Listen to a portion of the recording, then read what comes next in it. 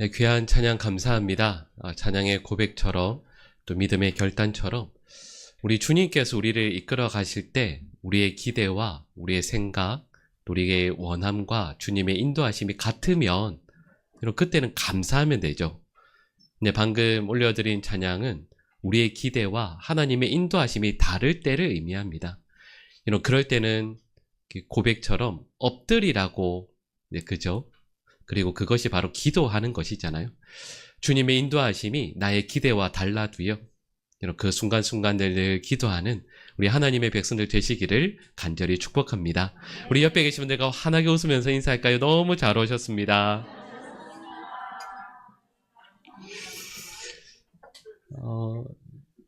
여기 이제 우리 남성분들도 좀 많이 계신데요. 여러분 아시겠지만 여러분 남자들은 잘 우십니까? 개인적으로 말씀을 드리면 저희 아이들은 제가 진짜 안 우는 줄 알아요. 그래서 저희 아이 중에 하나는 아빠는 진짜 피도 눈물도 없다고. 근데 여러분 절대 그러지 않습니다. 근데 이제 예를 들면 가족들이 다 가서 영화를 볼 때가 있거든요. 근데 그럴 때 정말 감동적이고 눈물 나는 장면이 있어요. 여성분들이나 아니면 아이들은 막 그럴 때 닦고 울잖아요. 근데 남자 어른들은 그렇게 하지 않습니다. 그때 눈에 힘을 빡 주면 눈물이 나오다가 쓱 들어가요. 이게 닦으면 안 돼요. 닦으면 표가 나니까. 그러지 않고 이렇게 절대 손을 대지 않고 눈을 이렇게 가만히 이렇게 뜨고 있으면 눈물이 마를 때까지 가만히 이렇게 있으면 안 나는 것 같거든요. 속상하고 힘들 때 물론 혼자 있을 때야 눈물이 이렇게 닦긴 하겠지만 그럴 때들이 있죠. 근데 여러분 예수님은 어떠실까요? 예수님께서도 너무 속상하시고 또 너무 마음이 괴로우실 때 예수님은 어떠셨을까? 실은 신약 성경을 보면 예수님께서 눈물 흘리셨다, 우셨다라는 표현이 총 3번이 나옵니다. 그 2번이 여러분 요한복음 11장 35절과 히브리서 5장 7절입니다. 우리 같이 한번 읽어보겠습니다. 예수께서 눈물을 흘리시더라. 그는 육체에 계실 때에 자기를 죽음에서 능히 구원하실 이에게 심한 통곡과 눈물로 간구와 소원을 올렸고 아멘. 들으심을 얻었느니라. 아멘. 이런 요한복음 11장 말씀은 배경이 언제이죠? 사랑하시던 나사로가 죽었을 때입니다. 그때 예수님께서 무덤 앞에 서시면서 슬피 우시죠. 근데 2번째 히브리서 5장 7절 말씀은 어떤 내용일까요? 예수님께서 겟세마네 동산에서 십자가를, 이 고난의 잔을 하나님께서 거두어 주시기를 간구할 때를 표현한 말씀이죠. 예수님께서도 누군가를 바라보시면서 또 마음 아픈 일들을 만나셨을 때 이렇게 슬피 우셨구나. 그리고 3번째 말씀이 오늘 본문의 말씀이죠. 예수님께서 예루살렘에 입성하시는 그 과정을 오늘 본문이 담고 있습니다. 예수님께서 어린 나귀를 타고 예루살렘으로 가까이 가시죠. 근데 그때를 이렇게 말씀합니다. 우리 오늘 본문 41절 말씀을 우리 같이 읽어보겠습니다. 가까이 오사 성을 보시고 우시며 아멘. 예수님께서 예루살렘 성에 점점 가까워지시는데 그때 예수님께서 성을 보시면서 어떻게 하셨다고요? 우셨다라고 말씀하죠. 근데 예수님께서 우셨다, 아주 짧은 한 동사잖아요. 근데 어떻게 우셨을까요? 좀 전에 저 이렇게 말씀드렸지만 이렇게 눈을 크게 뜨고 눈물 마를 때까지 안 우는 척 예수님께서 그러셨을까요? 여러분 여기에서 우셨다라는 이 말을 그 뉘앙스가 뭐냐면 조용히 가슴에 이렇게 쓸어 내리면서 안 우는 척 이렇게 울음을 삼키는 그런 표현이 아닙니다. 이 말씀은 갑자기 울음을 터뜨려서 크게 통곡하는 것을 말합니다. 그러니까 여러분 예수님께서 어린 나귀를 타고 예루살렘으로 가까이 가시면서 갑자기요 큰 소리로 통곡하면서 우시는 거예요. 여러분 아시겠지만 예수님께서 예루살렘 성에 입성하시는 그 과정에서 어떤 일들이 일어나죠? 사람들이 겉옷을 벗어서 예수님의 어린 나귀가 지나는 그 밑에 깔거든요. 그 당시에 가나안 이들에게 재산 1호가 겉옷입니다. 근데 그걸 밑에 깔아서 예수님 가시는 길을 감사하고 영광 올려드리는 거죠. 종려나무 가지 흔들면서 호산나 다윗의 자손이여 우리를 구원하소서 우리의 왕이시여 오심을 감사합니다. 예수님을 찬양하거든요. 근데 그때 예수님께서 갑자기 큰 소리로 통곡하며 우시는 거죠. 여러분 그러면 예수님께서 왜 갑자기 이렇게 우실까? 오늘 본문은 사람들이 알아야 할 것 두 가지를 그들이 몰랐기 때문이라고 말씀해요. 그 첫 번째 예루살렘의 사람들이 몰랐던 것이 있습니다. 우리 오늘 본문 42절 말씀을 우리 같이 읽어보겠습니다. 이르시되 너도 오늘 지금 내 눈에 숨겨졌도다. 아멘. 이 말씀을 보니까 예루살렘이 알지 못했던 것 하나가 있습니다. 그게 뭐냐 하면 이렇게 말씀하죠. 너도 오늘 그 다음에 나오는 내용이죠. 평화에 관한 일을 알았더라면 참 좋았을 텐데. 그러니까 여러분 예루살렘 성 사람들이 뭘 모른다는 말씀이죠. 평화에 관한 일을 모른다. 이렇게 말씀하고 있죠. 여러분 그러면 우리는 질문하게 되죠. 평화에 관한 일, 이게 뭘까요? 어떤 게 평화에 관한 일이겠습니까? 여러분 우리는 이 말씀을 보면서 제가 좀 전에 했던 질문, 평화에 관한 일이 뭘까? 이렇게 하지만 여러분 우리가 늘 성경을 읽을 때 전제를 해야 돼요. 그 성경을 읽는 좋은 방법 중에 하나가 뭐냐면 여러분 이 본문이 누가복음 몇 장이죠? 19장이잖아요.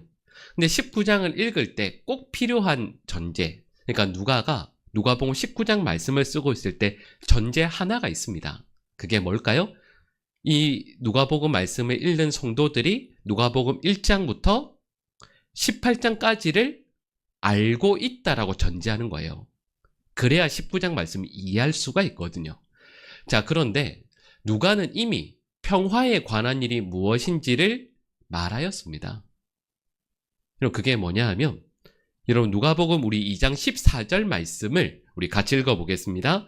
지극히 높은 곳에서는 하나님께 영광이요 땅에서는 하나님이 기뻐하신 사람들 중에 평화로다 하니라. 아멘.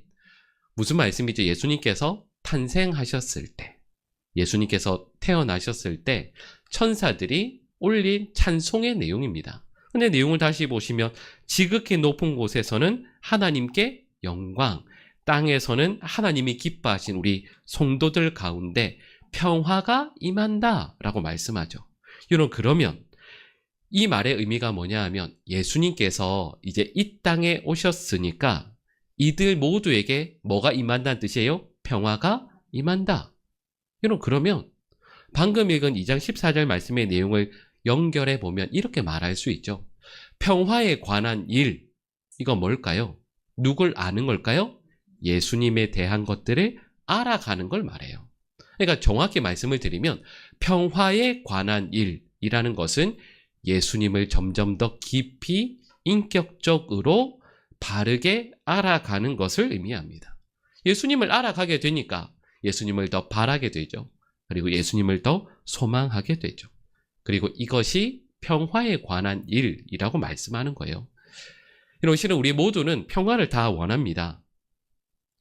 불안하고 힘든 삶을 원하는 분은 아무도 없죠. 다 평화를 우리는 원해요. 근데 평화를 깨는 일들이 늘 생기죠. 우리가 살아가는 이 바운더리 바깥에서도요. 예를 들면 어떤 일이 일어나요? 지금 그 전쟁이 있습니다. 여러분 아시겠지만 러시아와 우크라이나 전쟁이 몇 년째죠? 5년째입니다. 벌써 5년째예요. 그러니까 여러분 우리가 평화를 누리고 살고 싶어도 나라에 전쟁이 일어나면 어떻게 평화를 누리겠어요? 한 발 더 나아가서 나라가 망하면, 그래서 우리가 난민으로 떠돌아야 된다고 생각하면 어떻게 평화를 누리겠습니까? 여러분 이뿐만 아니죠. 우리에게 늘 갈등들이 있거든요. 예를 들면 경제적인, 정치적인, 군사적인, 외교적인, 인종의 하여튼 여러 가지 갈등들이 우리 주위에 늘 있습니다. 이런 실은 우리 삶의 바깥 이런 갈등들뿐만 아니라 예수님께서도 말씀하신 갈등의 내용들이 있어요.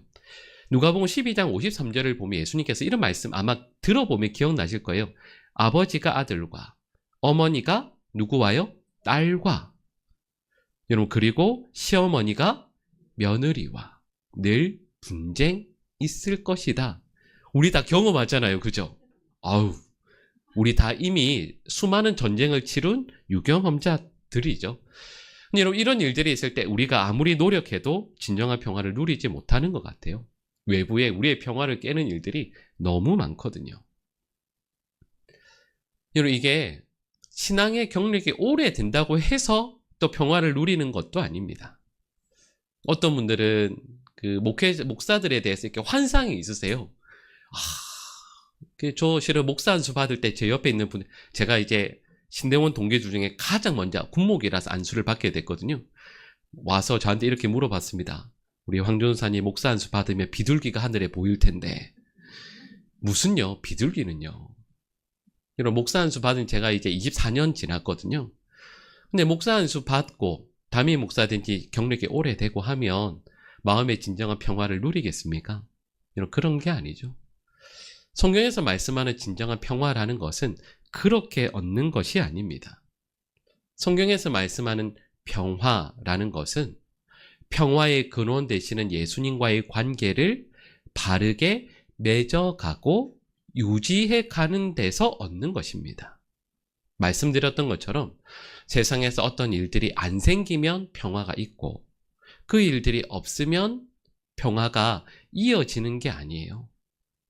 우리를 둘러싼 나의 삶에 많은 일들이 있어도 예수 그리스도 곧 우리에게 진정한 평화의 근원 되시는 예수님을 깊이 알아가고 예수님과의 관계를 맺게 될 때, 예수님 안에 거하게 될 때 우리는 진정한 평화를 누리게 되죠.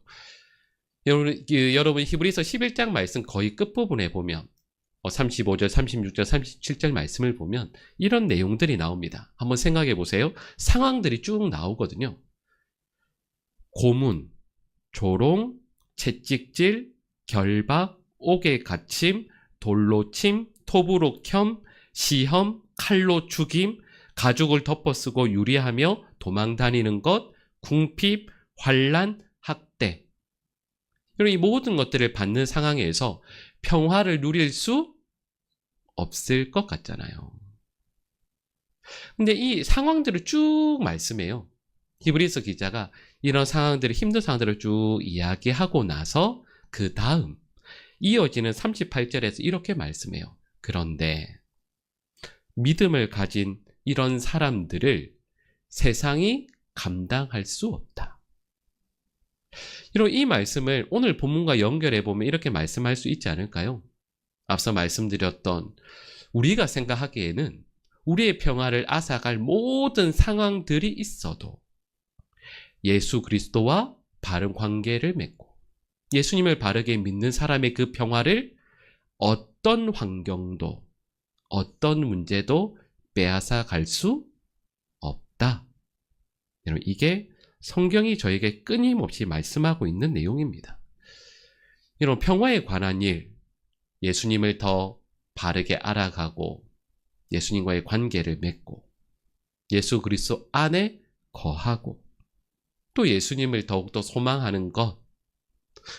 여러분, 그래서 우리를 둘러싼 많은 문제들과 어려움들이 있으나 그 예수님으로 말미암아 진정한 평화를 누릴 수 있는 우리 모든 주의 백성들 될 수 있기를 간절히 축복합니다. 예수님께서 이 예루살렘 성 사람들이요, 이것 모르는 것 때문에 너무 속상해서 우시는 거예요. 좋은 일이 있으면 나 평화롭다 이야기하고 어렵고 힘든 일이 있으면 평화를 다 빼앗길 것처럼 살아가고, 실은 그들을 위해서 예수님께서 평화의 왕으로 그들에게 오시는 거잖아요. 근데 그 예수님을 거부하거든요.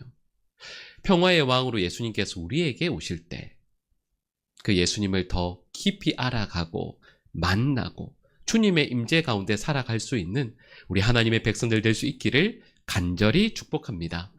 예루살렘이 두 번째로 몰랐던 게 있습니다. 여러분, 우리 오늘 본문 44절 말씀을 우리 같이 읽어보겠습니다. 또 너와 및 그 가운데 있는 내 자식들을 땅에 메어 치며 보살핌 받는 날을 알지 못함을 이남이니라 하시니라. 아멘. 44절 말씀을 보니까 예루살렘 성이 그 사람들이 몰랐던 것 또 하나가 있습니다. 뭘 몰랐죠? 보시면 거의 끝부분에 내가 보살핌 받는 날을 알지 못함을 인함이다 라고 예수님께서 말씀하시죠. 그러니까 여러분 다시 보시면 어떤 날요? 보살핌을 받는 날을 알지 못한다 이렇게 써 있습니다. 근데 여러분 실은 보살핌을 받는 날이라는 이 말이 이제 저희가 우리 개역개정 한글 성경을 쓰잖아요. 근데 실은 이게 번역이 조금 제 생각에는 번역이 조금 만족스럽지 못한 번역이긴 합니다. 실은 이건 의역이 한번 들어간 거예요.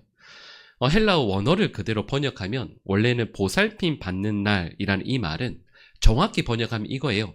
방문의 때라는 뜻입니다. 누가 방문한다는 뜻일까요? 우리 주님께서, 하나님께서. 실은 이 개념이 구약 성경에도 끊임없이 나와요. 구약과 신약 전부에 공통적으로 나오죠. 하나님께서 피조물이자 죄인인 우리들의 삶에 찾아오시는 그 때를 말합니다. 그러니까 여러분 방금 읽은 44절의 말씀은 이런 거죠. 예루살렘을 향해서 바라보시면 예수님께서 우세요. 왜 우시냐면 예루살렘이 망할 것이거든요. 근데 왜 망하게 되냐면 예수님께서 예루살렘을 방문하시는 그 때를 이 백성들이 알지 못하기 때문이다 라고 말씀하고 있는 거죠.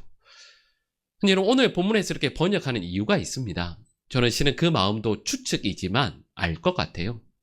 예수님께서 예루살렘에 방문하시죠. 하나님께서 하나님의 자녀들을 방문하십니다. 근데 여러분 여기는 실은 두 가지 큰 목적이 있어요. 성경 전체를 보면 항상 두 가지를 말씀해요. 첫 번째 목적은 뭘까요? 하나님의 백성들에게 무엇을 베풀기 위해서요? 구원과 은혜를 베푸시기 위해서 방문하시는 경우가 있습니다. 두 번째가 있죠. 두 번째 방문의 목적이 뭘까요? 심판하시기 위해서요. 이들의 죄를 보시고 그들을 심판하기 위해서인 때가 있습니다. 이 두 가지가 성경에 나오죠. 그런데 오늘 본문에서 이렇게 은혜의 때라고 이렇게 번역을 한 이유는 보살핌의 때라고 번역한 이유는 예수님께서 지금 예루살렘에 오시는 목적이 원래는 심판이 아니거든요. 그들을 구원하시기 위해서이거든요. 그래서 아마도 예수님의 이 의도를 알았기에 우리 한글 성경에서는 이렇게 번역한 것이죠. 자, 그런데 오늘 본문은 이런 내용입니다. 예수님께서 예루살렘을 돌보고 은혜를 베푸시기 위해 방문하셨거든요. 그런데 예루살렘이 이 예수님의 오심을 모릅니다. 정확히 말씀을 드리면 알죠. 알지만 어떻게 하죠? 거부합니다. 그래서 예수님께서 속상해서 오시는 거예요. 예수님께서 우리의 삶에 오시거든요. 근데 그 예수님의 오심을 의도적으로 거부하잖아요. 그러면 망하거든요. 심판받거든요. 멸망하게 되거든요. 그래서 예수님께서 그들을 바라보시면서 슬피 우시는 겁니다. 그 결과가 우리가 조금 전에 읽었던 44절 말씀처럼 예루살렘은 돌 위에 돌 하나도 남지 않고 말 그대로 무너지게 되죠. 그래서요. 우리 처음에 읽었지만 우리 오늘 본문 41절 말씀을 우리 다시 한번 같이 읽어보겠습니다. 가까이 오사 성을 보시고 우시며 아멘. 이런 짧은 말씀인데 한번 이 장면을 생각해 보세요. 예수님이 어린 나귀를 타고 예루살렘을 향해서 가까이 한 발자국 한 발자국 가까워지세요. 근데 예수님께서 예루살렘을 향해서 가까이 가시면 가실수록 예수님께서 선명하게 보시는 것들이 있습니다. 예루살렘이 예수님을 이제 뭐 할 것이죠? 거부할 거거든요. 그게 눈에 너무 선명하게 보이거든요. 그래서 예수님께서 그들을 보시면서 슬피 우시는 거죠. 이들의 악한 마음, 예수님을 거부하고자 하는 그 마음을 너무도 잘 아시기에 우시는 거죠. 여러분, 저희가 방금 이 41절 말씀을 읽었는데 실은 이 말씀은 우리에게 이런 질문을 하게 합니다. 예수님께서 나귀를 타고 우리에게 왕으로 오시면서 여러분, 우리 각자에게 점점 가까이 오시면 오실수록 우리에게 무엇을 보실까요? 예수님을 너무 사랑하고 예수님을 나의 왕으로 모시고자 하는 어느 집사님, 어느 권사님을 보실까요? 아니면 예수님이 오시는지는 신경도 안 쓰고 오시는지도 모르고 전혀 다른 것에 마음을 쏟고 있는 그 누군가를 보실까요? 실은 예루살렘 성의 사람들이 예수님의 오심을 몰랐던 이유가 있습니다. 정확히 말씀드리면 거부했던 이유가 있습니다. 오늘 본문이 크게 두 단락으로 이루어져 있는데 예수님께서 예루살렘 성에 입성하시죠. 들어가시죠. 들어가자마자 어디로 가장 먼저 가시냐면 성전으로 들어가십니다. 근데 그 성전에는 유월절을 지키기 위해 수많은 유대인들이 이미 가득 차 있었거든요. 근데 예수님께서 그때 뭐 하시죠? 장사하는 사람들을 내쫓으십니다. 그리고 이 장면을 마가복음에서는 예수님께서 상을 둘러 엎으시고 그들의 의자까지도 책상까지도 엎으셨다라고 말씀하고 있죠. 그 이유 아시죠? 왜 예수님께서 이렇게 화를 내셨는지. 그 첫 번째 이유가 이거죠. 환전하면서 이 지도자들이, 이 상인들과 그들과 연계된 지도자들이 엄청난 폭리를 얻었기 때문입니다. 아시겠지만 그때 일반적으로 통용되던 동전으로 우리로 말하면 헌금을 못 드리게 돼 있죠. 성전세를 못 드립니다. 그래서 뭘로 드리냐면 두로에서 만들어지는 세겔로 드리게 돼 있어요. 그 당시에 일반적으로 쓰던 그 동전들은 그 화폐죠. 거기에는 항상 누구의 얼굴이 들어가 있냐면 로마 황제의 얼굴이 들어가 있거든요. 그래서 그것이 아니라 말씀드린 두로 세겔로 드리게 돼 있습니다. 근데 여러분 화면에 보시면 이제 그 두로 세겔 동전이 나오는데 한번 보시겠어요? 여러분, 자, 이 장면을 보면 좀 이상하다는 생각을 하시게 돼요. 여러분 보시면 그 왼쪽에 보시면 사람 얼굴이 있죠. 이 사람이 누구냐면 우리가 알고 있는 헤라클레스입니다. 헤라클레스 머리 위에 월계관을 쓰고 있는 그 모습이에요. 그리고 그 옆에 보시면 무슨 새죠? 독수리요. 여러분, 독수리가 어느 나라 상징하는 줄 아시죠? 일부 때도 다 미국이라고 하시더라고요. 예, 맞아요. 실은 미국을 상징하고 또 로마 제국을 상징합니다.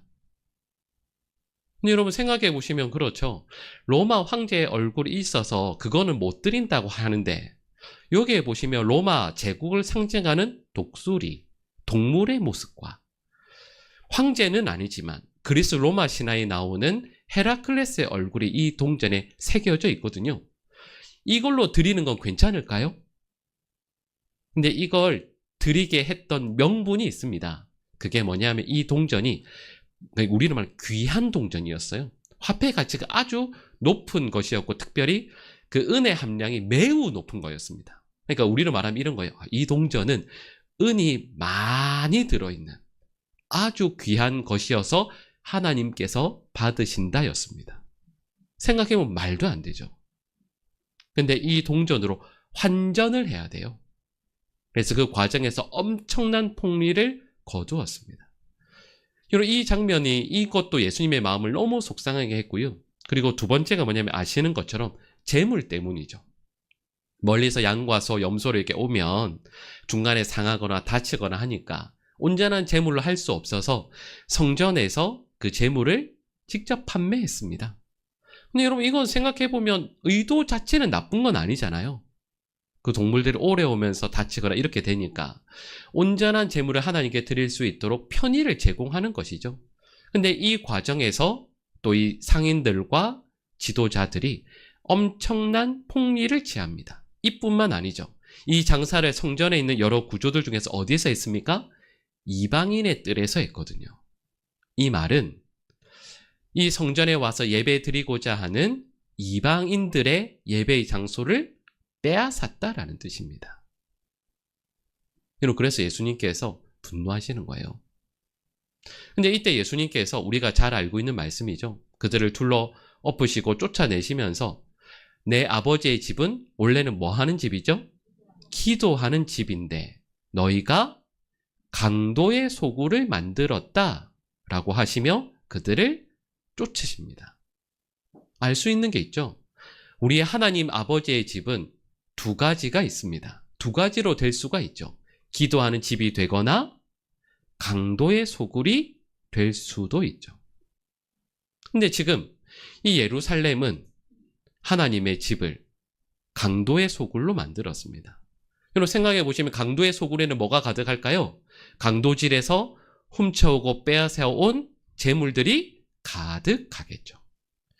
예수님께서 성전에 오셨을 때 거기에 쌓이는 모든 것들은 강도가 억지로 빼앗아서 가득 쌓은 것들로 보인다라는 뜻이에요. 예수님이 왜 속상하셨냐면, 여러분 이런 장면을 머릿속에 한번 그려보세요. 구약시대에든 하나님께서 참 기뻐하셨던 그 모든 순간들이 언제였냐면, 여러분 예루살렘 성전에 하나님의 백성들이, 성막이든 성전이든요, 하나님의 자녀들, 하나님의 백성들이 재물을 가지고 옵니다. 나의 죄를 가슴 찢으며 아파하면서 재물을 하나님께 바치죠. 그들의 중심을 아시게 하나님께서 어떻게 하십니까? 그들의 죄를 용서해 주시고 그들에게 은혜와 복을 허락해 주시죠. 근데 그 장면을 예수님께서 하나님의 보좌 우편에서 늘 보셨거든요. 그럼 그게 예수님께서 보아오셨던 장면이고 그걸 하나님께서 기뻐하셨거든요. 근데 그 예수님께서 예루살렘에 가까이 오셔서 성전에 직접 들어오셔서 보게 되는 장면은 그 예루살렘 성전이 강도의 소굴이 된 겁니다. 근데 여러분 앞서 말씀드렸던 것처럼 예수님께서 예루살렘 성전이 강도의 소굴이 된 것을 아파하는 이유가 있으세요? 말씀드렸던 것처럼 예수님께서 오셨는데 예루살렘이 예수님의 오심을 몰랐던 이유가 뭘까요? 조금 전에 말씀드렸던 내용과 연결하면 이렇게 말씀드릴 수 있어요. 모두가 강도의 소굴에 있거든요. 다시 말하면 이들 모두의 관심이 어디에 있습니까? 성전인데 하나님께 있지 않아요. 강도의 소굴에 있는 쌓아놓은 강도질에서 빼앗은 그 세상에 있습니다. 그게 물질이든 돈이든 무엇이든요. 그들의 관심은 하늘 아버지께 있지 않고 세상에 있죠. 그래서 예수님께서 슬피 우시는 거예요. 예수님께서 오셨는데 그들의 관심은 세상에 있어서, 하나님이 아니라 세상에 있어서 온 마음이, 온 관심이 세상에 다 쏟아져 있어서 예수님께서 오시는 줄도 모르고 오셔도 상관없고, 예수님께서 나의 마음을, 나의 생각을 엎으시려고 하면 거부하죠. 왜요? 나의 마음은 세상에 있는데. 커다란 강도의 그 소굴에서 얻어낸, 빼앗아낸 거기에 우리 온 마음이 다 있으니까 예수님께서 그거 보시면서 통곡하며 오시는 거예요. 자, 여러분 이 내용을 지금 이 시대에 우리에게로 적용해보면, 우리 교회로 적용을 해보면 어떨까요? 우리 교회는 기도하는 집입니까? 강도의 소굴입니까? 그럼요. 근데 여러분 그 분기점이 뭘까요? 여러분 말씀드렸던 것처럼 교회를 구성하는 우리들의 마음이 세상에 있으면 안 되는 거예요. 여러분 저 같은 담임 목사가 예를 들면 교회를 섬기면서 어떻게 해서 내가 열심히 해서 교회를 크게 만들고 나의 이름 석자가 한국교회에 널리 알려지게 하겠다라고 하면 안 되죠. 여러분 말씀하셨던 기도하는 집으로 우리 교회가 서 있으려고 하면 우리 모든 중직들이, 모든 직분자들이 나의 섬김, 나의 헌신을 통해서 나의 이름을 교회 안에 드러내지 않고 오직 하나님의 영광만 드러내고 섬김과 헌신 가운데에서 주님의 몸된 교회가 굳건히 세워지게 하는 것, 여러분 그럴 때 우리 교회는 기도하는 집이 되는 거예요. 교회를 구성하고 있는 모든 성도들이 내 곁에 있는 누군가가 나를 알아주지 않아도 주님께서 주인 되시는 교회이니 우리 주님을 위해 애쓰고 헌신하고 참고 기도하고, 여러분 그럴 때 우리 교회는 기도하는 집이 되는 거예요. 근데 교회를 구성하는 우리들의 관심이, 마음이 세상에 다 가 있으면, 세상의 사람들이 얻고자 하는 거기에 똑같이 가 있으면, 우리는 교회를 강도의 소굴로 만들어가는 거죠. 그리고 그런 우리들을 보면서 예수님께서는 슬피 우실 수밖에 없습니다. 여러분, 우리 성도들께서 이 말씀처럼 예수님께서 우리에게 가까이 오실 때요, 여러분 한 분 한 분에게 우리 교회 가까이 오실 때 환하게 웃을 수 있는 그런 교회가 되면 너무 좋겠어요. 우리 성도들의 삶이 되기를 간절히 소망합니다. 예수님께서 오시면, 우리에게 오시면, 우리를 바라보시면서 우리의 평화의 왕이신 예수님과 가까이 오시니까요, 그 예수님과 더 아름다운 관계를 맺기를 소망해서, 예수님께서 나에게 오실 때 늘 마음이, 우리의 생각이 예수님께 가 있어서 예수님 나에게 오시는구나, 예수님께서 나의 삶을 붙들어 주시는구나, 감사와 기쁨으로 고백할 수 있고 금세 알아차릴 수 있고, 아, 이 말씀 예수님께서 나에게 주시는 것이구나, 나에게 말씀해 주시고 나에게 원하시는구나, 이런 그런 우리 성도들이 될 때 우리 예수님께서 우리들로 인하여서 기뻐하시고 또 우리 교회로 인하여 기뻐하실 줄 믿습니다. 우리 모든 성도들에게 우리 주님께서 이 은혜와 복 주시기를, 예수 그리스도로 인하여 진정한 평화를 누리고 또 예수님 한 분을 바라보며 세상이 아니고요, 우리의 마음과 뜻과 관심을 우리 주님께로 두는 믿음의 백성들 될 수 있기를 간절히 축복합니다. 우리 말씀을 기억하면서 우리 주는 평화, 우리 함께 찬양하겠습니다.